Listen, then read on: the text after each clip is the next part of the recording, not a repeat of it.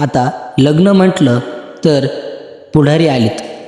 पुढारी जर आपल्या लग्नात आले नाही तर आपल्या लग्नाचा रुबाब कसा दिसणार? पुढारी आणि येणं नक्कीच आवश्यक. पण आता या पुढाऱ्यांपासून थोडं सावधा. जर तुम्ही आचारसंहितेत लग्न करत असाल तर पुढाऱ्यांचं लग्नात येणं हे धोकादायक देखील ठरू शकतं. आता हे म्हणायचं कसं तर पुढारी लग्नाला येतात, नवरदेव नवरीला शुभेच्छा देतात आणि नक्कीच त्यांचं स्वागत देखील आपण करत असतो. त्यांना 2 शब्द बोलण्याचं देखील आपण आग्रह करत असतो.